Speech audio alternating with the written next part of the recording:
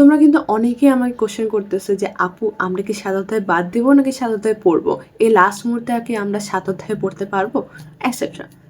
আমি তোমাদের কখনোই কোনো অধ্যায় বাদ দিয়ে দেওয়ার সাজেশন দেই না, কারণ ধরো তুমি 8 অধ্যায় অনেক ভালো করে পড়ছো, কিন্তু পরীক্ষার হলে 7 অধ্যায় থেকে অনেক ইজি একটা কোশ্চেন আসছে এবং 8 অধ্যায় থেকে অনেক কঠিন একটা কোশ্চেন আসছে, বা ধরো যে 2টা সৃজনশীল আসছে, ওই 2টা সৃজনশীলের মধ্যে একটা 8 অধ্যায় অনেক কঠিন আসছে, আর একটা 7 আর 8 হলো মিক্সড কোনো একটা কোশ্চেন আসছে। সো এরকম সিচুয়েশন থেকে বাঁচার জন্য তোমার অবশ্যই 7 অধ্যায় পড়ে যাওয়া উচিত।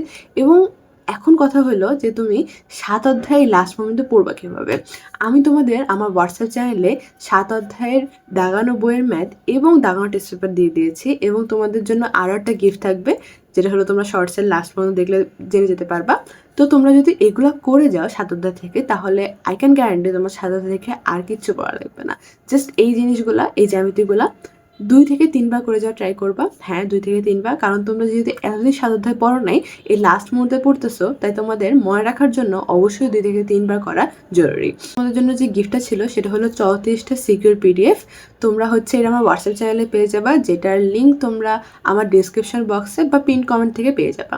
তো তোমরা আমার 34টা সিকিউর থেকে করলেও এনাফ, প্লাস তোমরা হচ্ছে দাগানো বইয়ের ম্যাথটা যেটা আছে ওখান থেকে 7 অধ্যায় যেগুলো দাগানো আছে ওগুলো করে যাইও। চ্যানেলটি সাবস্ক্রাইব করে দিও, কারণ এরকম আরও আমি অনেক ভিডিও আনা ট্রাই করব, যেগুলোর মাধ্যমে তুমি পরীক্ষার আগের রাতে রিভিশন দিয়ে ফিজিক্স কেমিস্ট্রি হায়ার ম্যাথ বায়োলজিতে 100-এ 100 পাওয়ার প্রিপারেশন নিয়ে যেতে পারবা।